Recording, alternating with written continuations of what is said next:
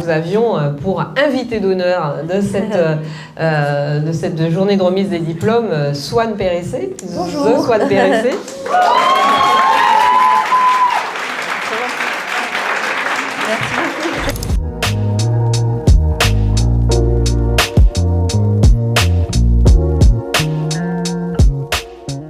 Et j'étais à peu près sûre de mon coup et à peu près sûre de cette réaction. On voit qu'il n'y a absolument que des femmes qui me connaissent dans la salle. Je voyais vraiment le visage des meufs qui étaient là. Ah, les mecs qui étaient là, c'est aiguisé de meuf. Sauf un et demi qui n'est pas hétérosexuel. Bonsoir. Mais apparemment, tout le monde n'était pas au courant, puisque tout à l'heure, quand Flora Gebali, qui était juste avant toi, a dit il y a Swan Périssé qui va arriver, j'ai vu un peu de surprise, d'un éclair de surprise dans le regard de certaines et certains. Donc, on est vraiment, vraiment, vraiment ravis de t'avoir. C'est un grand plaisir. C'est un plaisir et un honneur pour moi. On se connaît depuis quelques temps, quelques années. Je n'aurais pas imaginé, quand on s'est connus, qu'on allait se retrouver ici. Ni que tu allais devenir ma coach sportive, mais ça, les gens sont pas censés le savoir. Mais... J'ai eu très peur quand tu as dit que tu allais devenir. Je me suis dit, il y a plusieurs réponses possibles. Voilà, c'est ça. Non, en fait, c'est du coach à temps intermittent, on va dire. Voilà, ça. Non, mais juste, Audrey m'a amené courir. Un jour, elle s'est motivée, elle m'a dit, je vais t'apprendre à courir et tout. Elle m'a dit rendez-vous genre à 6h15 en bas de chez toi. On va courir pendant 2 heures. Je caricature un tout petit peu, c'est le côté marseillais. Et donc, elle m'a fait courir et tout, ça crée des liens. Donc, on peut dire qu'on se connaît depuis 15 ans, je pense, parce qu'on suit ensemble. Alors, c'est pas tout à fait passé comme ça. Mais non, d'abord, on se connaissait avant de courir ensemble. Et c'est parce que, justement, après une longue période d'abstinence où tu avais disparu dans la nature, je ne savais plus où tu étais. J'étais Swan, où es-tu? Je te cherchais. Brusquement, je te vois réapparaître et poster une story, genre je me suis mise à la course à pied. Donc là, j'ai dit, ah ok, donc toi, on va se parler. Donc, c'est ça, elle s'est déterre et tout, elle m'a dit, faut acheter ce legging. Maintenant, j'ai une montre, je compte mes pas et tout, je suis insupportable. Voilà, c'est à cause d'elle. Je t'ai aussi dit ce qu'il fallait manger. Ouais. Elle a commencé à me dire, mets des pois chiches dans tes salades et tout, bon, ça allait trop loin. J'ai dit, bon, il faut mettre des limites quand même. Est-ce que quelqu'un peut contrôler Swan Périssé? Vous pensez bien que c'est totalement impossible. En plus, celle-là, elle est en train de donner une version vraiment abracadabrasque des faits. Je raconte n'importe quoi. Tu es en train de faire un spectacle, en fait. Oui, c'est ça. Je vais avoir bientôt une séquence dans ton spectacle. Alors, je ne vais pas dire plus sérieusement, parce que c'est difficile de rester sérieux et sérieuse face à toi. Mais vraiment, je suis très, très contente que tu sois là. D'une part parce qu'effectivement c'est une amitié qui dure depuis plusieurs années, et parce que au cours de ces années je t'ai vu changer et justement prendre ce chemin. Ah pardon. Prendre, ça va être dur. Prendre ce chemin. Les gens m'insultent carrément là. 15 kilos exactement. Bon, ça se fait pas. Je crois que c'est des gens qui ont vu ton spectacle. Il y a de la private joke dans l'air. Donc, non, je t'ai vu prendre ce chemin de la militante écologiste. Et moi, j'aimerais justement que tu nous partages cette expérience, parce qu'ici, on a des apprenantes et des apprenants qui sont qui sont maintenant diplômés et qui sont des personnes qui étaient, pour certaines, déjà très engagées avant de commencer Green Management School, d'autres juste sensibles aux questions environnementales et qui ont décidé de suivre cette formation pour, utilisons un mot à la mode, aligner leurs pratiques managériales et leurs convictions personnelles écologistes. Et donc, je pense que peut-être ça les intéresse de savoir comment toi, tu es venu à l'écologie. Oui, avec grand plaisir. Merci beaucoup. Félicitations pour le diplôme et félicitations pour votre travail. Bravo. Et j'ai l'impression d'être un peu Taylor Swift qui vient faire un discours. Mais c'est exactement ça. À NYU, mais bon, un petit peu moins de budget, mais bon, c'est pas grave. Non, c'est trop bien. Moi, en gros, il y a eu... Enfin, la phase où j'ai commencé à m'intéresser à l'écologie, disons qu'il y a eu 2 phases. Il y a eu celle où j'ai commencé à m'y intéresser et celle où j'ai mis ça en pratique. Quand j'ai commencé à m'y intéresser, c'était un moment où j'essayais de percer sur les réseaux sociaux. Moi, je suis humoriste depuis 12 ans, puis ça a commencé à marcher peut-être 6-7 ans après m'être lancée, donc il y avait pas mal de galères entre-temps. Et il y a eu 2 choses. La première, c'est que je vendais des légumes sur le marché pour gagner des sous. L'après-midi, je faisais des vidéos sur YouTube à l'époque. Et le soir, je montais sur scène. Donc vraiment pas beaucoup de vie sociale ni de sommeil, mais c'était un peu ma vie. Et donc en travaillant au marché, il y a le fait de vendre des légumes de saison, tout simplement, de me rendre compte directement de l'impact, je vais pas dire du réchauffement climatique, mais de l'impact des aléas, pour le coup, météo, sur directement la nourriture, le fait qu'il n'y a pas que 4 saisons dans une année, mais qu'il n'y a pas les mêmes légumes au début du printemps qu'à la fin du printemps, des choses comme ça. Donc nous, on n'avait pas le droit de s'asseoir, on n'avait pas de chauffage, on n'avait pas de couverture, mais on mettait des couvertures sur les légumes quand il faisait moins 10 degrés, donc j'avais un peu le seum, mais en même temps je me disais ces pauvres épinards, j'ai mis tellement de temps à juste les trier et tout, tout à coup ce qui poussait en fait avait plus de valeur à mes yeux. Il y avait ça, donc où j'ai commencé à prendre conscience que la météo avait un impact sur nos vies, quoi, tout simplement, et le fait aussi que moi j'avais fait des grandes études, j'avais fait Sciences Po Paris. Et j'étais plutôt prédestinée à être cadre dans une grande entreprise ou avocate ou des trucs comme ça. Et en fait, le fait de faire ce job me rendait très heureuse en fait. Enfin, tu vois, il y avait un espèce de truc de simplicité où je me suis rendu compte que j'avais plus besoin d'aller vraiment au supermarché, où j'avais plus énormément de besoins. J'étais dans une situation aussi précaire, quoi. Mais je voyais bien que finalement, j'avais pas besoin de beaucoup de matériel, de beaucoup de superflu, que tout ce qu'on m'avait vendu comme rêve absolu n'était pas forcément ce dont j'avais besoin. Et donc, ça me faisait du bien aussi de faire un job physique. J'avais l'impression d'être utile, en fait. Tout simplement, d'avoir un lien. Je pouvais donner des recettes, expliquer les trucs des légumes et d'apprendre beaucoup de choses. Donc, il y a eu ça, sauf qu'après, j'étais prise par la vie, quoi. Je dormais 6 heures par nuit, etc. Et 2-3 ans plus tard est arrivé le succès. Donc ça, c'était chouette. Et j'ai commencé tout simplement, comme beaucoup d'influenceurs, influenceuses, pour gagner ma vie, faire des placements de produits. Donc là, j'avais oublié le petit métier, pas besoin de superflu et tout. J'étais à fond bling bling. Et donc, plus j'avais de l'audience, donc je faisais des vidéos qui faisaient des millions de vues, etc., plus je pouvais parler, vendre, je sais pas, des shampoings, des crèmes, la nouvelle galette des rois de brioche dorée dans mes vidéos. Et je gagnais de l'argent pour pouvoir faire ça. Et puis je me suis bien rendu compte que ça n'avait aucun sens, quoi. Tu vois, je travaillais avec une marque de vêtements soi-disant écolo pour faire du sport. Puis dès que je creusais un peu, je me rendais compte que c'était pas vraiment écolo. Et puis que j'avais pas besoin d'un nouveau legging toutes les semaines alors que je vendais ça et tout. Donc là, il y a eu la grosse crise de la trentaine où j'étais un peu au sommet de la carrière, entre guillemets. Mais moi, j'étais vide à l'intérieur, j'étais malheureuse. Donc je faisais du grand divertissement, mais finalement pour pouvoir attirer des gens qui me donnaient plein d'argent pour parler de leur marque. Et donc j'étais hyper malheureuse. C'est pas fait du jour au lendemain, mais en gros, en 6 mois, j'ai arrêté de faire des vidéos. Je suis partie vivre en caravane. C'est là que je t'ai perdue. En fait. Ouais, Elle est partie sans dire au revoir. Ouais, c'est ça. Ouais. Je suis partie en caravane de 600 kilos tirée par une voiture diesel et j'étais là, je suis super écolo. J'avais pas compris j'avais pas encore étudié le bilan carbone. Mais en gros, je suis partie chez mes abonnés. J'ai créé une 2e chaîne YouTube et je me suis dit, je vais mettre en place des initiatives écologiques avec les gens qui ont envie. J'arrivais pas chez les abonnés, genre coucou, c'est moi. J'ai quand même créé un petit questionnaire et des gens qui voulaient, je sais pas, construire des toilettes sèches, apprendre à avoir une cuisine zéro déchet et tout. J'allais carrément chez eux. Donc je mettais la caravane au mieux dans leur jardin luxueux, au pire dans la cour de l'immeuble d'à côté. C'était un peu glauque. Mais c'était rigolo, quoi. On a fait des aventures comme ça et ça a duré 2 ans. Donc j'ai fait un peu toutes les initiatives individuelles qu'on pouvait faire. Et après est venu le politique, parce que vu que j'étais épuisée, je me suis dit, les initiatives individuelles, c'est pas assez. Et donc j'ai encore changé de vie, mais on pourra en parler si tu veux. Voilà, c'est comme ça que j'ai découvert l'écologie. C'était un peu long. Désolée. Non, du tout. On a tout le temps qu'il faut. Et alors, donc tu as découvert l'écologie de cette façon, et j'imagine, je ne sais pas, mais j'imagine qu'il s'est produit ce qui se produit en général quand on commence sa transition écologique, c'est-à-dire que plus on en fait, plus on en fait. C'est-à-dire que chaque jour, on se rend compte qu'on peut encore s'améliorer sur tel ou tel point. Ouais, carrément. Moi, je pense que c'était pas vraiment joyeux, cette découverte, parce que, moi, je me souviendrai toujours être arrivée dans un écolieu qui s'appelle la Ferme Légère du côté de Pau. C'est super, c'est des gens qui vivent presque sans pétrole, qui ont une voiture pour 12, qui ont des chèvres, tout en permaculture et tout. Et je suis arrivée, j'ai dit, ouais, moi je suis autosuffisante en fait dans ma caravane. Et il y a un mec qui a fait, ah ouais, et le gaz dans ta caravane, tu l'as produit toi-même? Et il est parti comme ça. là.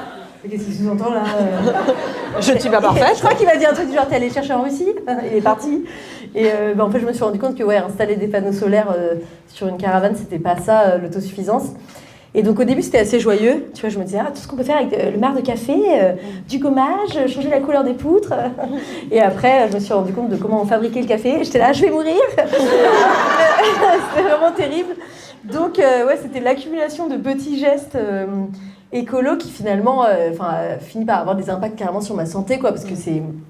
Alors je me souviens, au début quand tu as une caravane, tu fais attention à tout, tu prépares trop bien ta caravane et tout, puis à la fin c'est ton deuxième hiver dans la caravane, il fait 4 degrés, t'accroches les trucs vite fait et tout, donc j'avais genre une yaourtière pour faire mes propres yaourts, et il y avait, parfois j'ouvrais la caravane, il y avait les yaourts qui s'étaient répandus sur mon matelas que j'avais voulu fabriquer moi-même avec de la laine de mouton, tu vois, au bout d'un moment j'étais là genre burn-out de hippie, j'avais de la maïzena sous les aisselles, donc ça puait, tout c'est le cauchemar.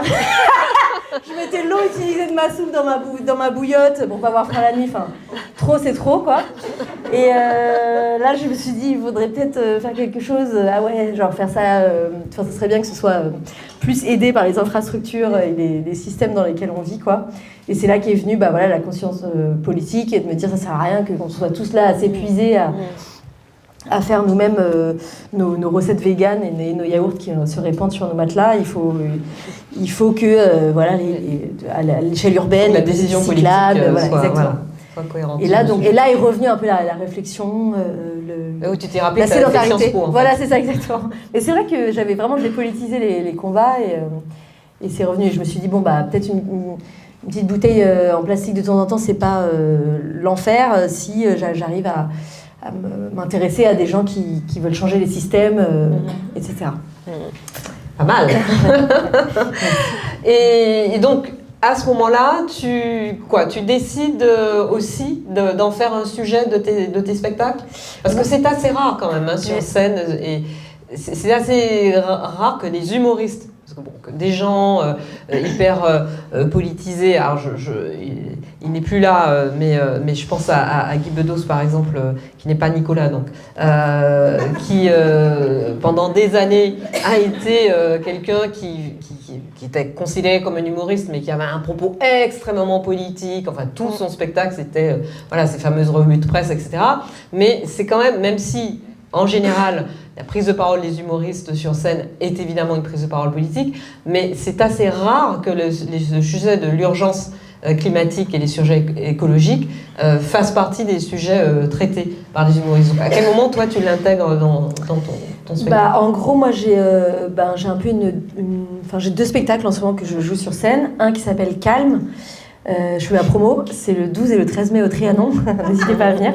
Et je l'ai joué beaucoup à Paris, maintenant je le joue. Donc c'est le spectacle sur la colère. En tournée, voilà, c'est ça. C'est un spectacle sur la colère qui s'appelle Calme. Donc ça vous donne une idée de ce que je ne suis jamais dans ma vie, c'est-à-dire calme. Et donc là, je n'arrivais pas vraiment à traiter en profondeur les questions écolo, parce que je trouve que c'est très facile de faire des vannes un peu en surface, quoi, parce que l'écologie, tout le monde ne connaît pas les sujets, etc. Et donc je me suis dit, ça serait trop bien que j'arrive à faire des vannes sur, je sais pas, par exemple, les propos de Jancovici, mais pour faire des vannes sur les propos de Jancovici, il faut comprendre tout ce qu'il raconte. Et si je parlais du militantisme de Camille Etienne, donc il faudrait que je reprenne tout ce que raconte Camille Etienne sur la désobéissance civile et en faire des vannes. Et en fait, je me suis dit, il faut que je les invite, quoi, il faut que je les invite sur scène. Donc j'ai un autre spectacle qui s'appelle Il y a plus de saison. Et donc c'est un espèce de talk show un peu à l'américaine, où ça commence avec un portrait humoristique, où il y a un peu de stand-up, et c'est une interview drôle, où j'essaie de mettre un peu mon invité dans l'embarras, mais avec bienveillance, aussi pour le rendre plus humain, etc.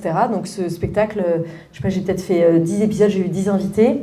J'espère que tu viendras un jour, Audrey. Avec plaisir. Et normalement j'ai Marion Cotillard bientôt, donc je croise les doigts, il faut venir. Et tu as eu 10 personnalités comme François Ruffin, etc. Ouais, c'était des gens, des personnalités qui comptent. C'était trop, c'était super intéressant, d'avoir des avis différents.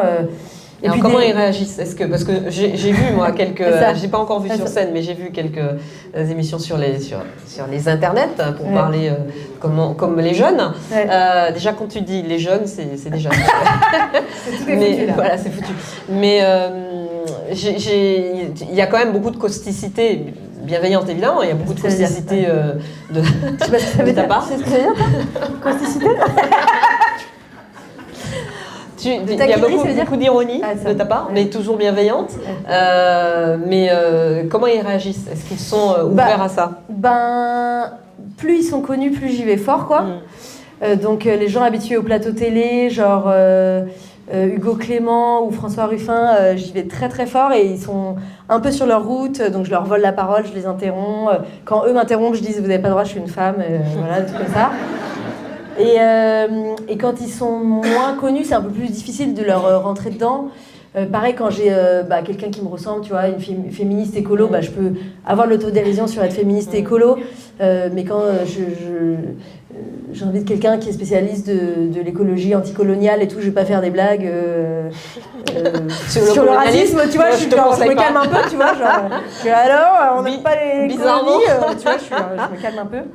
Et je m'en fous un peu de comment ils réagissent. Enfin, je veux dire, moi je fais tout pour ne pas les coincer, parce qu'il y a un peu des jeux interactifs et tout. Je fais tout pour pas les prendre sur un terrain trop personnel et tout. Et puis pour essayer d'être juste, c'est là qu'on voit les années de travail d'écriture humoristique, quoi.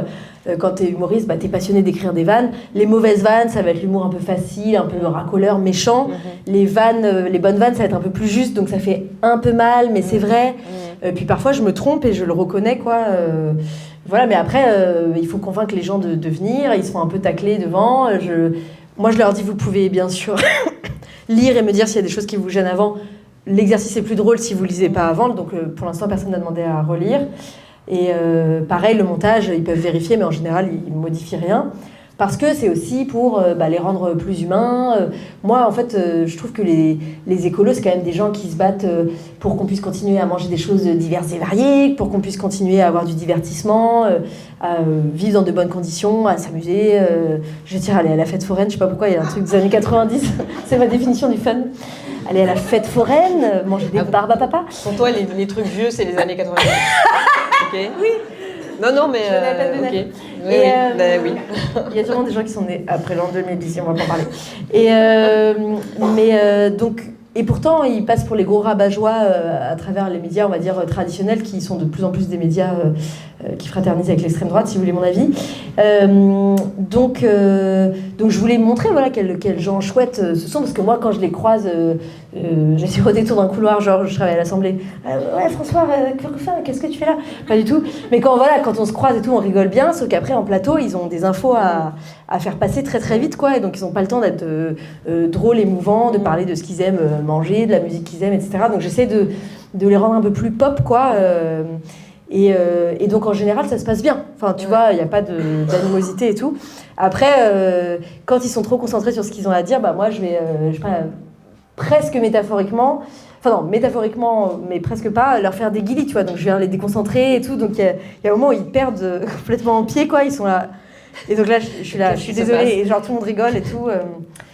Notamment les gens vraiment habitués au plateau télé, quoi. Mais c'est ta façon, effectivement, pour utiliser un mot à la mode, d'adresser le sujet. Mais ce que je comprends, c'est que finalement, tu le fais sous-traiter par d'autres. Allez, je vais te taquiner un peu là pour le coup. Tu le fais sous-traiter par d'autres. Tu le prends pas toi-même dans un spectacle. Et alors, est-ce que ça veut dire que c'est incompatible? Non, je pense que c'est en cours. Faire du stand-up en parlant de questions écologiques. C'est en cours. C'est-à-dire que là, mon premier spectacle, c'était sur la colère et j'ai pas eu vraiment de place pour développer. Mais il y a quand même un petit passage sur le van et sur ton expérience. Oui, passage sur les infusions, il faut les retraites, le yoga.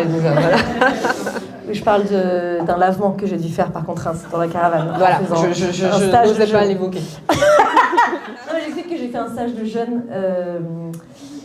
que je me suis fait des jeûnes pendant une semaine. Enfin, tu te fais des jeûnes, voilà, les jeûnes avec accent circonflexe. Voilà, je me suis trompée, pardon. Je ne me suis pas tapé des jeûnes pendant une semaine, mais... Bref, donc je raconte des stages de hippie dans lesquels je me suis retrouvée dans ma quête écolo, quoi, des trucs de hippie et tout, puis je me moque de mon public aussi qui est super écolo. C'est en cours. Voilà, c'est plutôt l'écriture d'un deuxième spectacle où je serai seule sur scène et j'aborderai toutes les questions écolo et tout. c'est le chemin, quoi. Après, c'est hyper difficile de résumer ça, quoi. Oui, j'imagine. Mais en tout cas, faire des vannes dessus, pour l'instant, je préférais faire plein de vannes et avoir quelqu'un de sérieux pour pas juste dire c'est rigolo, on est tous dans la merde, tu vois. Je sais pas, il y avait un truc qui sonnait pas juste, quoi. Donc j'y travaille. Et l'écolo-féminisme alors? Parce que tu es évidemment profondément féministe et tu es écolo, parce que tu es écolo-féministe, qui est quand même encore autre chose, c'est-à-dire faire je veux dire brièvement, c'est faire un parallèle entre la domination patriarcale et masculine par rapport au combat féministe et la domination et la prédation sur les ressources qui est représentée par l'anthropocène. Oui, je suis complètement écoféministe et j'ai découvert ça dans un podcast qui s'appelle Un podcast à soi, où il y avait des épisodes sur l'écoféminisme. J'avais vraiment jamais entendu parler. Et ça, c'est... Enfin, donc je suis d'accord avec ce que tu viens d'évoquer, tu vois, dans la théorie de faire un parallèle entre l'écologie, l'appropriation des terres et le patriarcat. Donc ça, c'est vraiment la théorie, mais après, dans la pratique, ce que j'ai appris en faisant ces 2 années de Vers chez vous, en plus de tirer une caravane, où vraiment il y avait beaucoup d'hommes, vraiment beaucoup d'hommes qui me disaient « mais tu n'arriveras pas à tirer une caravane ». Et je disais « mais comment ça ?» Ils disaient « mais ce n'est pas possible ». Et je disais, mais personne n'est né en sachant tirer une caravane, il n'y a pas de sens. Et vraiment, tu avais vraiment les gros bonhommes qui se disaient, mais elle n'aura pas les muscles pour. Alors que c'est vraiment le moteur qui tire. Donc en fait, vraiment apprendre à entretenir une caravane, à produire ma propre électricité, même si c'était pas moi qui la produisais, mais à entretenir, et à beaucoup bricoler, à construire des cabanes, des récupérateurs d'eau de pluie, à faire de la plomberie et tout, alors que je ne savais pas du tout faire ça, je ne suis pas du tout manuelle, j'ai grandi en ville avec des parents, pour le coup, un papa et une maman qui sont pas du tout bricolos. Ça, en fait, je me suis rendu compte j'ai eu l'impression de me réapproprier des choses qu'on m'avait confisquées, quoi, notamment des outils ou des codes un peu associés à la virilité. Et donc moi, j'ai eu l'impression de m'émanciper par le bricolage, l'indépendance, le voyage. Moi, je passais ma vie à dormir sur les aires d'autoroute entre 2 gros camtars avec une toute petite caravane et tout. Puis les gens ils étaient là, t'as pas peur? Je disais, non, on se retrouve, on va faire pipi dans les toilettes des aires d'autoroute. Les routiers, ils ont envie de dormir comme moi. Enfin, tu vois, il y avait un espèce de truc où j'étais dans des environnements très masculins. Et donc pour moi, l'écoféminisme, il est venu comme ça. La première fois que je me suis servie d'une scie, j'avais l'impression qu'il y avait un monde qui s'ouvrait devant moi, où je me suis dit, on m'a confisqué ça. Et le fait de savoir faire pousser mes propres légumes, bricoler. Alors, je ne sais pas construire une maison, tu vois, mais par exemple, là, je suis en train de travailler sur un autre projet super écolo. En gros, j'essaie de fabriquer ma propre maison, genre bioclimatique, biosphère et tout. Il y a des choses qui m'impressionnent. Non, pas dans Paris, mais dans Montpellier. D'accord. J'essaie de le faire dans la ville en vrai pour voir comment on peut bidouiller des choses. Mais moi, ça m'impressionne plus, genre de détruire un mur ou des trucs comme ça. Tu vois, pas un mur porteur, faut pas être débilos non plus. Mais allez, on y va. Non, faut quand même se renseigner. Mais tu vois, donc j'ai eu l'impression que l'écoféminisme est venu à travers ça, quoi, d'apprendre à faire des choses avec mon corps qui culturellement m'avaient été confisquées par le patriarcat, quoi. Est-ce que finalement, parce que là on parlait de spectacle, d'humour, de comment intégrer les sujets de l'écologie à un stand-up, est-ce que parfois finalement la réalité ne dépasse pas tout ce que tu pourrais espérer ou imaginer tourner en dérision? Là je vais prendre 2 exemples récents. Les ouragans qui ont frappé la Floride cet été, il y a eu 2 ouragans majeurs en 15 jours qui ont mis beaucoup de choses à terre. Et à ce moment-là, il y a des gens très très sérieux de la sphère trumpiste, mais encore une fois par rapport à ce que je disais précédemment, je ne parle pas de monsieur et madame tout le monde dans la rue, je parle de gens élus, de gens au cœur de la campagne, de personnalités publiques a priori respectées et respectables, qui très sérieusement ont soutenu l'idée que c'est parce que la Floride est un État républicain qu'elle était visée par les cyclones, mais parce que Biden avait envoyé les cyclones sur la Floride. Et ça a été tellement sérieux qu'il a fallu que Biden réponde dans une conférence de presse. Il donnait une conférence de presse. Non, c'est pas moi qui ai envoyé les cyclones. Voilà, il donnait une conférence de presse devant parterre de presse très sérieux pour appeler la population à écouter les consignes de sécurité et à se rendre dans les abris. Et il a fallu qu'il réponde à cette question et qu'il dise très sérieusement « Non, je n'ai pas le pouvoir d'envoyer des cyclones sur la Floride. » Et là, j'ai vu qu'il y a 2 jours, là, il y a... alors là, pour le coup, ce ne sont pas des élus, mais plutôt des influenceurs, des personnalités publiques Trumpistes qui prétendent que ce qui se passe à Los Angeles avec les incendies, ça fait partie du complot, ourdi par qui, je ne sais pas, mais du complot contre l'Amérique, contre l'emploi aux États-Unis, etc. D'autres qui expliquent que c'est parce que les Californiens sont beaucoup trop à gauche et donc ils ont bien ce qu'ils méritent. Et ça, c'est repris par Elon Musk, qui le retweet et qui le valide en disant voilà, c'est ça la vérité. Franchement, donc là, tu te dis, mais en tant qu'humoriste, qu'est-ce que tu peux inventer de pire que ça? Moi, je pense que là, c'est eux qui volent nos métiers, quoi. Ils deviennent humoristes à notre place, donc c'est malheureusement un peu du pain béni pour nous. C'est plus facile de faire des vannes là-dessus que des choses plus insidieuses, que la fenêtre d'Overton, si je ne dis pas de bêtises, qui se déplace, etc. Des idées d'extrême droite qui sont de plus en plus dans nos têtes via les médias, ça c'est plus dur. En fait, quand tu sais pas vraiment l'ennemi, quand il n'y a pas genre une énorme bourde et tout, c'est vachement difficile de transmettre ce... Enfin, tu sais, quand il y a du gaslighting des médias, du gouvernement et tout, je vous encourage tous à regarder, à aller voir le spectacle de Clément Viktorovitch qui s'appelle L'art de ne rien dire, et je crois que c'est sorti en livre aussi. Et c'est vraiment, il explique comment... c'est une métaphore de la Macronie, tu vois, mais aussi de comment quelqu'un au pouvoir peut toujours mentir, ne pas dire la vérité, et donc les gens finissent par croire non pas les faits, non pas les programmes, mais l'image, quoi, parce qu'en fait ils sont complètement perdus, noyés toujours dans les mensonges et tout, c'est bien résumé. Donc en fait, ce que tu me dis, tu vois, il y avait des espèces de rires là dans la salle et tout, c'est un peu du pain béni pour les humoristes, c'est terrible, mais c'est un peu facile de trouver des vannes quand tu travailles là-dessus. Le plus difficile, c'est l'insidieux, c'est les idées qu'on peut dire aujourd'hui à voix haute, qui étaient condamnées il y a 20 ans, honteuses il y a 10, dites en secret il y a 5, et qui aujourd'hui sont partout dans les médias. Enfin, je crois que c'est Pascal Praud qui a dit... non, en fait, là, pour moi, là, on a passé un cap, c'est vraiment tous les gens qui parlaient de Le Pen, là, ces derniers temps, c'était vraiment à vomir. Et je crois que c'est Pascal Praud qui a dit... Le Pen, je veux pas dire des bêtises, mais je résume pas avec ces mots. Ce grand homme qui était le premier à comprendre que les musulmans seraient la décadence de la France, il a dit les musulmans, quoi. Donc il y a même plus. Avant c'était les terroristes, juste après c'était les extrémistes, et alors maintenant c'est carrément les musulmans, quoi. Donc là je pense que ça c'est beaucoup plus dangereux et c'est beaucoup plus dur de faire des vannes dessus parce que. En fait, c'est trop, ça part de partout, t'as l'impression d'avoir un barrage avec plein de fissures, alors que quand il y a quelqu'un qui baisse sa culotte et qui fait caca devant tout le monde, tout le monde le regarde et c'est facile de se moquer de lui, enfin, tu vois ce que je veux dire? Donc voilà, par contre, là où je me pose la question, c'est aujourd'hui continuer à faire des blagues sur tout ça, d'une certaine façon, ça nous rassure, quoi. Tu vois, on est là, on rigole bien, on a un truc écolo, on a bien rigolé sur l'écologie ou sur l'état du monde. Puis c'est un peu comme manger du chocolat ou prendre un antidépresseur, tu vois. C'est un peu un pansement, encore une fois, sur un barrage. Ça fait rentrer le truc dans la pop culture et ça rend les choses plus acceptables, peut-être. Et ça, je suis pas sûre de vouloir continuer à faire ça longtemps. Mais bon, à côté de ça, j'essaie de militer, de dénoncer des choses gravissimes, avec ma voix d'influenceuse, quoi. Mais j'ai vu récemment le spectacle de Guillermo Guise, qui ne joue plus à Paris malheureusement, mais qui joue en tournée, où il raconte, je pense que c'est pas un bon signe d'être dans une société où les gens sont prêts à dépenser autant d'argent pour rire. Tu vois, il dit, je pense que c'est pas signe que la société va bien, quoi. Et je trouvais ça assez intéressant, d'avoir ce tel besoin de rire. Moi, mes places, c'est quoi, 150 € par place, je crois. Non, je rigole. Je vais n'importe quoi. C'était pour voir si vous suiviez. Et non, mais je rigole, mais voilà, il dit, je pense pas que ce soit un bon signe qu'on ait autant besoin de rire, quoi.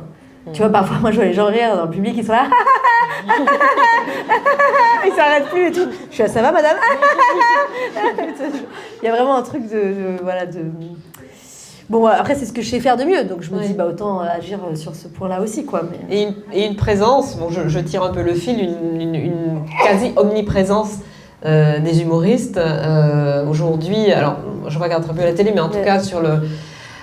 Je constate que dans les émissions de radio, y compris très sérieuses, on finit par se demander, mais où est l'humoriste? À quel moment arrive l'humoriste? Ouais, c'est intéressant. Du coup, je me permets aussi de répondre à une question que moi, je pense qu'il y a plein d'humoristes politiques. Tu vois, tu parlais de Guy Bedos. Moi, je pense qu'aujourd'hui, il y a plein d'humoristes politiques. C'est juste que, en gros, il y a 10-15 ans, tu dis ce que t'en penses, Élodie, mais il y avait un peu une dizaine ou une quinzaine d'humoristes très, très connus. Et aujourd'hui, il est arrivé au monde de l'humour, ce qui est un peu arrivé au monde de la musique. C'est-à-dire qu'il y a beaucoup d'humoristes de niche Et les réseaux sociaux ont aussi permis ça. Donc, c'est chouette pour les humoristes parce qu'il y en a plus qui peuvent vivre, mais on n'a pas 5 humoristes phares que tout le monde suit et tout. La plupart des humoristes font de la politique. Sinon, c'est un peu la sociologie, tu vois. De parler de la pluie du beau temps, au bout d'un moment, effectivement, si tu montes sur scène, tu as un propos. Mais j'en vois pas beaucoup qui parlent de la question écologique. Oui, c'est vrai. Et de façon politique. Oui, c'est vrai. Et nous, ce qui nous inquiète aussi, donc il y a plein d'humoristes déjà woke, on va dire, mais malheureusement c'est connoté pas bien et tout, mais des humoristes quand même très intéressants, intelligents, qui parlent de questions qui sont pas beaucoup abordées. Il y a notamment Lou Trottignon, qui est un homme trans, qui raconte très bien son parcours et sa vie et son quotidien de façon touchante, émouvante et drôle. Il y a une meuf qui s'appelle Mao Drama aussi, bien sûr Guillaume Meurice et toute la clique qui font des trucs super intéressants. Une femme qui s'appelle Mamari, qui parle de la santé mentale sur scène. Une femme incroyable qui s'appelle Élodie Arnoux, qui parle de la maternité et de féminisme notamment. Moi, ce qui m'inquiète, et on en parlait avec Élodie récemment, c'est plein de mecs qui enfoncent des portes ouvertes, donc qui vont taper sur les meufs, taper sur les juifs, taper sur les arabes, qui sont pour la plupart des hommes hétéros cis blancs, et qui disent « Ah, de toute façon, on peut plus rien dire, donc moi je suis rebelle ». Et nous, on est là, mais en fait, si, on a toujours pu dire ça. Et en fait, sous prétexte de politiquement correct, d'aller à l'encontre du politiquement correct, en fait, ils font ce que les humoristes nullos font depuis toujours, et se font passer pour des gens rebelles. Alors ça, nous, ça nous fait beaucoup rire, parce qu'il n'y a rien de révolutionnaire dans ce qu'ils font. Et ces gars-là, ils sont dangereux, quoi. Il y a un mec qui s'appelle... comment il s'appelle Tramoni. C'est quoi son prénom ? Alexis Tramoni. Donc il fait des blagues sur scène et tout. Et la dernière fois, j'ai ma productrice qui allait voir le spectacle. Et donc il fait des blagues, je crois qu'il utilise le mot youpin, je sais pas comment... Carrément. Ouais. Ah oui. Et donc il dit ça en disant « Moi j'ai peur de rien dire, etc. » Et à la fin, il y avait des gens qui se sont levés dans le spectacle, après avoir applaudi et tout, et qui ont dit enfin quelqu'un qui dit à voix haute ce qu'on n'ose pas dire, ce qu'on dit que tout bas, quoi. Donc là, t'es là, en fait, on a une responsabilité, quoi, sur scène. Il se fait dire, moi, j'ai pas peur de dire le mot juif pour que tout le monde interprète bien. Et donc, c'est des débats quand même qui ont lieu entre producteurs, productrices d'humour, de notre responsabilité là-dedans. Et ça bouge. Franchement, ça bouge. On se fout des gros coups de pression entre humoristes. Il y a vraiment des gros débats. Il y a eu un gros MeToo stand-up aussi qui est sorti. Oui. Encore aujourd'hui sur les réseaux sociaux, des accusations contre Yacine Bellatar. D'agression sexuelle, etc. Donc franchement, ça bouge dans l'industrie, quoi. On va pas dire que ça fait pas des flammes et tout. Mais bon, comme dans tous les milieux, quoi, c'est des combats, des débats, Et ça s'appelle la responsabilité éditoriale, en fait. Et c'est bien que vous questionniez sur ce sujet. Alors, je vais laisser... J'ai l'impression qu'il y a des questions, là, pour Swan. On va laisser un bon moment pour les questions, les échanges. Puisqu'évidemment, c'est pas tous les jours qu'on a Swan Périssé d'aussi près. et a priori, tu n'as pas encore commencé à vanner le public, donc ça va. C'est ça. mais ça viendra peut-être. Et après, on va tous faire un footing de 2h15. J'espère que vous avez préparé vos chaussures. Mais au moins, tu fais le yoga avant le footing. Oui, c'est ça. En fait, je suis trop petite pour toucher les trucs en bas, parce que je mesure 1m50. Donc j'ai dû apprendre à me mettre en tailleur sur les chaises, parce que mes pieds, sinon, ils font tout le temps comme ça. Il n'y a que la petite qui rigole devant. Alors, est-ce qu'il y a des questions pour Swan ? Non, même pas. Bon, ben, ils ont peur de se faire vanner, en fait, je pense. Mademoiselle. Oui, bonjour. Qu'est-ce que vous avez retenu de vos expériences dans les écolieux et qu'on pourrait utiliser au niveau de la transition écologique, mais dans tous les jours ? Trop bien. Donc, pour ceux qui n'ont pas entendu, qu'est-ce que j'ai retenu de mon expérience dans les écolieux et de la transition écologique qu'on pourrait utiliser tous les jours ? Alors, que ce soit dans mon voyage avec Vers chez vous, donc la petite caravane et tout ça, ou plus tard, les réflexions plus intellectuelles, où j'ai rencontré des gens qui avaient beaucoup bossé sur ces questions. Ce qui ressort pour moi, c'est l'importance de s'implanter localement. Donc, c'est hyper difficile quand on habite à Paris. Je pense que vous habitez tous plus ou moins à Paris. Mais... Ah, pardon, pas tous. Pardon, excusez-moi. Je savais qu'il y avait plusieurs campus, mais je ne savais pas si aujourd'hui il n'y avait que les campus de Paris ou pas. Autant pour moi. Mais je connais toute votre école. J'ai beaucoup bossé avant de venir. Non, mais pour le coup, c'est moi qui suis la coupable, puisque je lui ai dit qu'il y a plutôt des étudiants de Paris, mais effectivement pas que, puisque... Ils vont nous envoyer des tomates. Voilà. Non, c'est pas de saison. Alors, donc en gros, moi ce qui m'a le plus impressionné, c'est les gens qui sont implantés localement. Donc plutôt que, enfin, moi mon conseil c'est plutôt que d'aller dans un écolieu où tu prends absolument jamais la voiture, t'achètes jamais de l'électronique neuve, toute ton électricité elle vient que des panneaux solaires, toute ton urine tu la réutilises pour faire pousser des plantes, etc.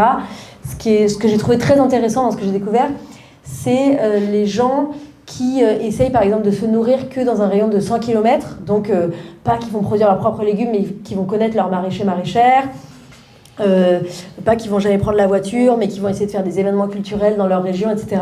Et ces gens-là, notamment, on a vu qu'ils rebondissaient beaucoup mieux pendant le Covid. Tu vois, le Covid, là, on était tous perdus. Enfin, si vous étiez dans des grandes villes, tu t'enfermes, tu connais pas tes voisins, tu as peur de toucher quoi que ce soit, etc. Bah, quand tu connais, je sais pas, ton fromager, la personne qui fait à manger, quand ton voisin, c'est quelqu'un qui sait, je sais pas, organiser des spectacles, que toi, t'es en lien avec les personnes plus âgées, les personnes plus jeunes du village ou de ton quartier, bah, c'est beaucoup plus facile ensuite aussi de prendre des décisions démocratiques. Donc ces gens-là, par exemple, ils pouvaient se retrouver sans se toucher ou dans les espaces avec de l'air. Ils pouvaient parler avec les policiers et policières pour pas se faire arrêter parce qu'ils marchaient plus de 300 mètres parce que ça avait aucun sens et prendre des décisions ensemble. Bah, nous, on décide que on a le droit de sortir à telle heure dans la commune, ou on décide que tous ces gens-là, ils vont faire les courses pour les personnes âgées. Enfin, tu vois. Et en fait, bah, quand il y a du local, il y a de la discussion et donc il y a plus de démocratie. Et quand il y a des énormes bouleversements type Covid qui arrivent, mais ça peut être type malheureusement ouragan, incendie, et bah, c'est plus facile de rebondir. Ça s'est vu aussi dans, malheureusement je me souviens plus, mais dans une ville en Afrique du Sud, à un moment il y a eu vraiment une grande sécheresse. Et les gens se parlaient, avaient déjà des activités associatives, des amis, ça peut être, je sais pas, genre l'orchestre le lundi soir, enfin n'importe quoi. Et ils ont dû très vite arrêter de consommer de l'eau et je crois qu'ils sont passés en consommation genre de 117 litres d'eau par jour et par personne à 42. Enfin tu vois, tout le monde a réussi à se donner la main très vite et à comprendre l'urgence de la situation et à s'organiser pour éviter de mourir de soif d'ici un mois. Je me souviens plus quels étaient les enjeux, j'avais vu ça dans un documentaire de Cyril Dion. Et après, quand il n'y a plus de restrictions d'eau, parce qu'ils ont réussi à surmonter ça, et bah, c'est repassé à moins de 50 litres d'eau par personne et par jour. Parce que tout le monde a dit, bon, bah, ça s'est bien passé, on a bien compris que la plupart de l'eau qu'on utilise, elle n'a pas besoin d'être potable, je sais pas, pour rincer sa vaisselle, laver son sol, le truc comme ça. Ils ont pu mettre des choses en place. Donc pour moi, c'est vraiment la rencontre locale, quoi. Vraiment créer du lien humain avant d'arrêter d'utiliser son smartphone, d'arrêter de manger du chocolat et tout. Il y a vraiment un truc parce qu'on va être de plus en plus confronté à des choses très violentes. Et si on se connaît pas, si on s'est jamais parlé, si on s'est jamais disputé, si on n'a jamais mis en place un emploi du temps ou des contraintes main dans la main, et ben c'est hyper dur de tout à coup, il y a un énorme truc, de pas s'enfermer, mettre des cadenas et dire l'autre c'est l'ennemi, quoi. Donc moi c'est vraiment, ma conclusion, c'est s'implanter localement et développer des liens dans moins de 100 km, quoi. C'est des applaudissements que j'ai entendus. Moi je ne sais pas. Je sais pas du tout. Est-ce qu'il est alors, comme vous étiez plus de 130 en A2 et que là manifestement vous êtes une centaine, j'en ai déduit effectivement qu'il y avait plutôt des Parisiens, donc pardon pour les élèves des autres campus, mais ça ne m'avait pas échappé que nous n'avons pas que des élèves parisiens à Green Management School. C'était d'ailleurs l'un des moteurs de la création de cette école, c'était de pouvoir être délocalisé, d'être dans plusieurs campus à la fois. Alors, deuxième question, madame. C'était pas une question. C'est plus une remarque. Non, moi je voulais te dire merci, vraiment. À titre perso, je t'adore absolument. Je te l'ai dit tout à l'heure, je suis désolée. Je répète, elle est en train de me dire je t'adore absolument. Je le dis pas aux gens qui Essayez de passer pour une groupie, je suis désolée, mais c'est la vérité. Et en plus, merci parce que grâce à toi en partie, j'ai pu aussi, alors pas convertir mon compagnon parce qu'il n'était pas complètement non plus fermé aux questions écologiques. à la religion juive, ce qui n'a aucun rapport, vraiment. Mais c'est vrai que depuis que moi j'ai repris des études, enfin j'ai repris à la Green et qui s'est encore davantage intéressé aussi à la question à mon contact, même si je suis absolument pas parfaite et pas d'exemple, c'est pas, enfin pas tous les jours, pas surtout en tout cas. Ce qui rejoint ce que tu disais, on ne peut pas non plus de parfait surtout. Et c'est pour ceux qui n'entendent pas, elle raconte sa vie. Et En bref. En tout cas, merci. Et je reviens sur ce que tu dis, parce que je reviens sur ce que tu disais tout à l'heure sur le fait que ça va peut-être être compliqué pour toi de continuer à t'exprimer sur ces questions-là, ce que je comprends. Par ailleurs, malgré tout, je trouve que notamment ton format Il y a plus de saison qui est hyper bien parce que ça popularise aussi déjà le propos pour des gens qui peut-être s'y intéressaient pas forcément. Tu as invité des personnalités type Timothée Paris, nous on le connaît parce qu'on s'y attend. Elle parle d'un de mes invités il y a plus de saison qui s'appelle Timothée Paris, qui est un économiste. Mais je pense qu'ils le connaissent tous ici. Hein. Vous me l'avez extrêmement beau. Et du coup, ça aide vraiment à vulgariser les idées. C'est légèrement sexiste comme propos. Hein. Ah, mais moi, attention, alerte sexiste. Non, mais je pense que vous m'avez toutes et tous parlé de Timothée Paris dans Le Devoir interdit. Timothée Paris, il est super intéressant. Voilà. Ouais, non, mais tout ça pour te dire, en fait, désolée, mon story shop, pour te dire, continue en fait sur Merci. ce format-là, parce que ça fait aussi connaître des gens type Timothée Paris, qui est peut-être pas le mec le plus connu, en tout cas. Trop bien. Il est moins connu que Jean Covici, tu veux dire. Voilà. Mais il gagne aussi à être connu. Il s'intéresse peut-être pas à Trop bien. Mais voilà, donc Merci, ça fait chaud au cœur. Merci. Merci.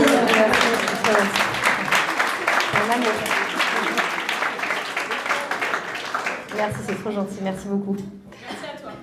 Est-ce qu'il y a une autre question? Oui, alors, madame et ensuite monsieur. Moi, je voulais juste rebondir sur ce que tu vends. Comment est-ce que toi, tu t'impliques justement est-ce que tu es impliqué dans la vie de ta commune?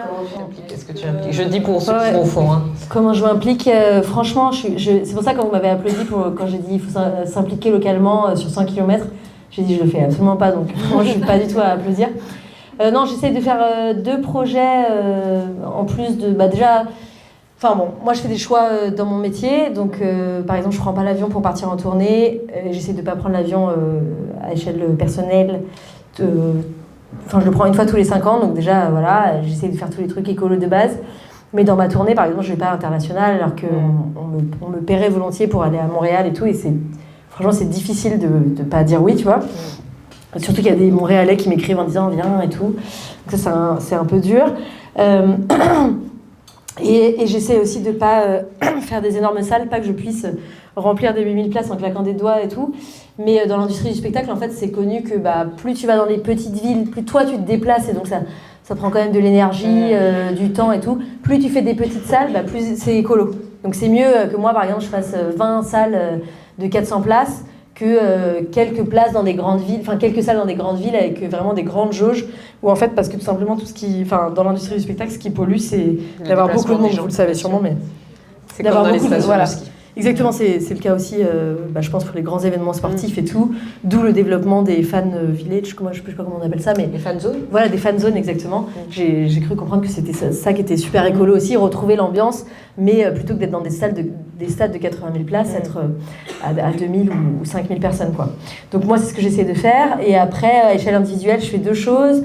Donc je développe cette espèce d'appartement biosphère, bioclimatique, à Montpellier, donc ça va être un espèce d'appartement hyper farfelu où tu as à l'intérieur des toilettes sèches, récupérateur d'eau de pluie, un peu un dedans, dehors, dans une ville, dans un endroit où il y a un échangeur autoroutier juste à côté.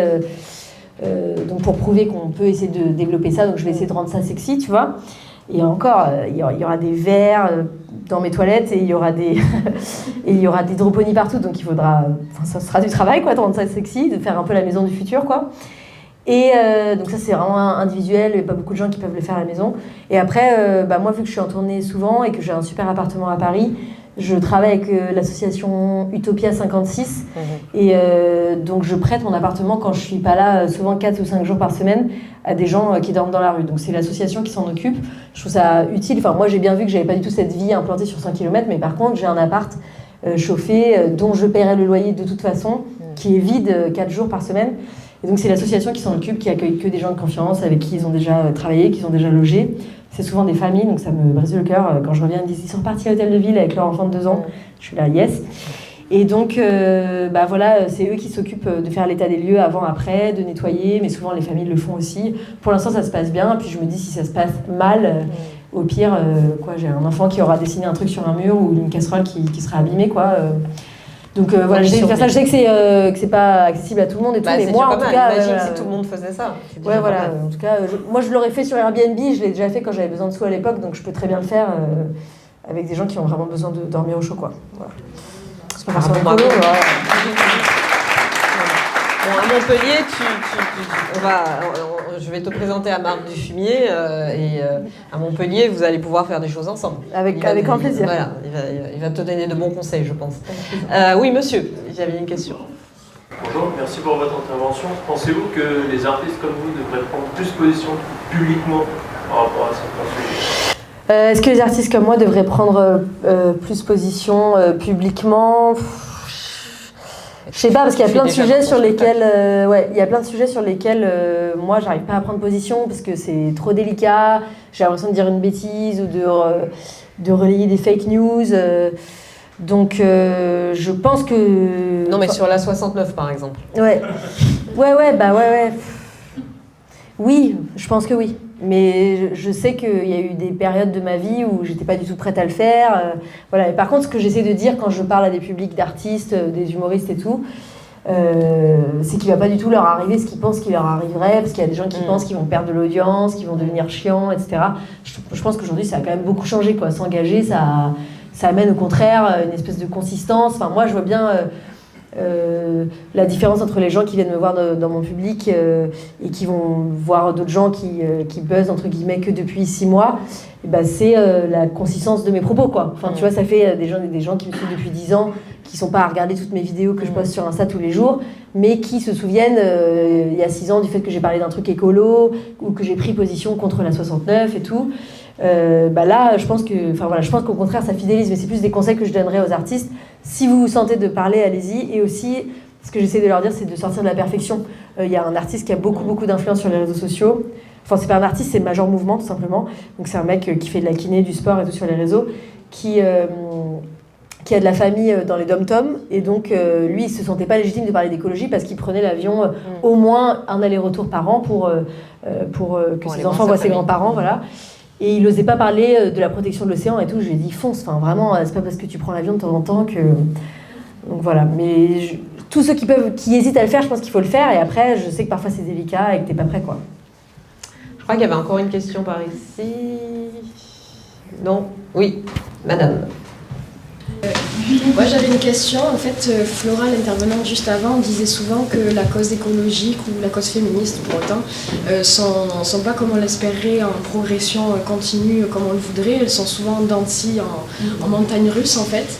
Et je me disais, est-ce que tu penses pas que les humoristes justement peuvent être les gardiens de ça un petit peu et tourner au ridicule les combats qui ont déjà été gagnés et justement être gardiens de cette progression, quoi, en fait, parce que à chaque fois faire un pas en avant, 3 pas en arrière, c'est vrai que ça commence à être redondant, quoi, sur certains combats, quoi.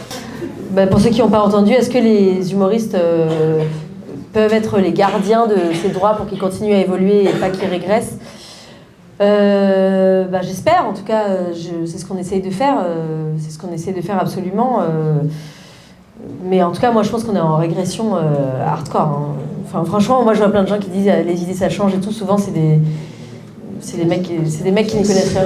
C'est plus politique, idéologique que dans l'âme des gens en soi. C'est plus, j'ai l'impression, de la manipulation un peu médiatique. Moi, je trouve que les humoristes, ils représentent bien la société. Tu vois, il y a vraiment un truc sociologique et tout. Et ce qui est bien, c'est que les humoristes commencent à s'emparer quand même des questions écolo. Et ça, c'est vraiment bon signe, quoi. Enfin, moi, j'ai vécu aux États-Unis, j'ai l'une de mes meilleures amies qui habite aux États-Unis et tout. C'est pas du tout dans les conversations, par exemple, le réchauffement climatique ou l'effondrement de la biodiversité, c'est pas du tout dans les conversations là-bas, comme ça l'est en France. Hein. Et c'est une meuf libérale pour Harris, qui habite sur la côte ouest, soi-disant les gens les plus à gauche, quoi. Moi, je pense qu'on rebondit. Je pense pas qu'on est les garants, mais on rebondit sur ce que pense la société, quoi. Et ça donne, je pense que ça donne de la force à certaines idées, notamment de gauche ou un peu avant-gardistes, quoi, de faire rire dessus, de se moquer de l'ancien monde, quoi. Après, je sais pas si c'est suffisant. Mais alors, comment tu vois le temps qui s'annonce? on a vraiment une sensation, effectivement. Alors, on a beaucoup parlé de backlash sur les questions féministes, mais là c'est pareil, hein, ça avance, ça recule en permanence. on le constate aussi sur les questions climatiques. Là, on l'a vécu ces 2-3 dernières années, mais on voit vraiment venir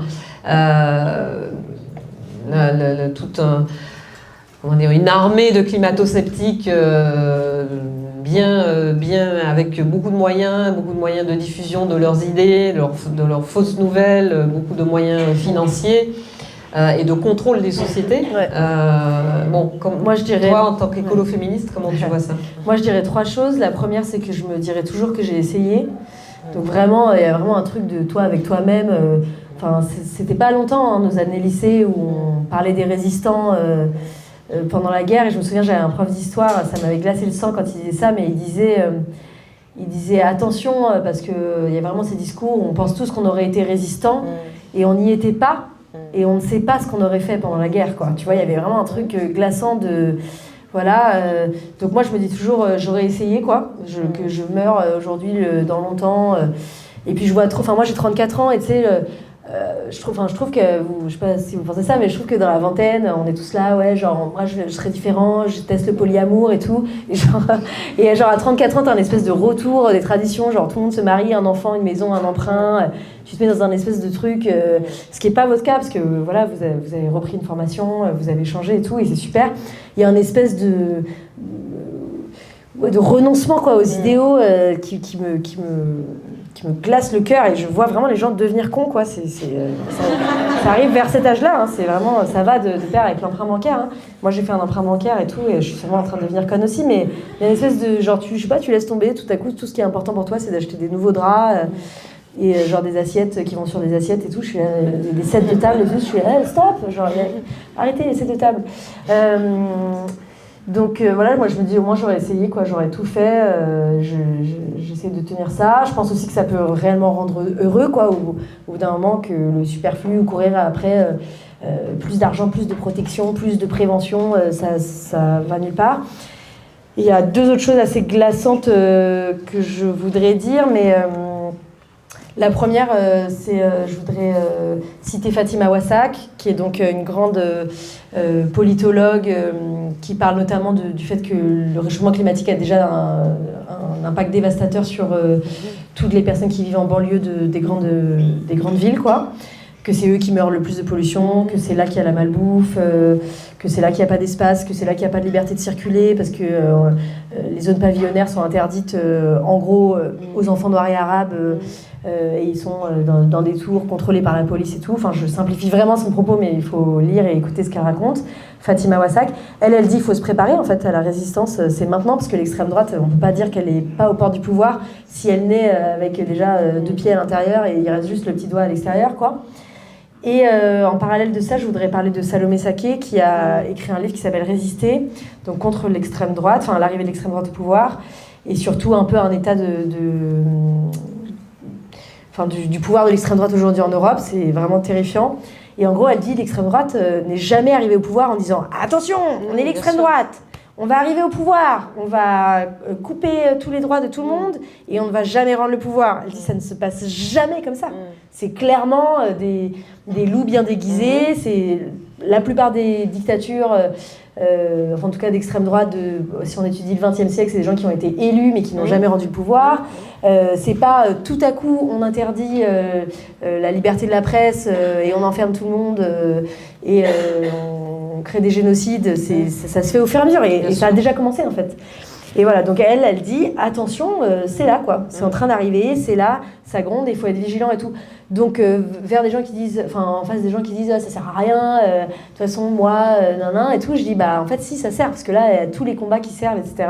Donc je me dis bah moi au moins j'aurais essayé, quoi. Voilà. Merci à toi.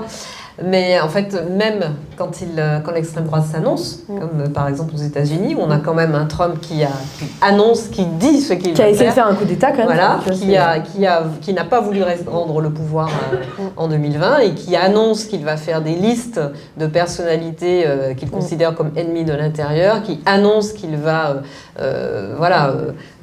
annuler des droits, qui annonce qu'il va faire la plus grande campagne de déportation qui n'ait jamais existé, bien même quand l'extrême droite montre son visage et avance à visage découvert, elle arrive démocratiquement au pouvoir. Un grand merci, Swan Périté. Merci beaucoup, les amis. Vraiment. Merci à toi. Merci à Élodie. Élodie, est-ce que tu veux venir avec nous au moins pour le photocall, pour que le public te voit quand même. Élodie Arnoux qui est... Non, mais il faut suivre Élodie. Ouais. Bah, merci à tous. Bon courage pour changer les choses de l'intérieur et bravo d'avoir décidé de ne pas être des vieux cons. Voilà. Merci. Bravo. Merci Swan. Merci beaucoup.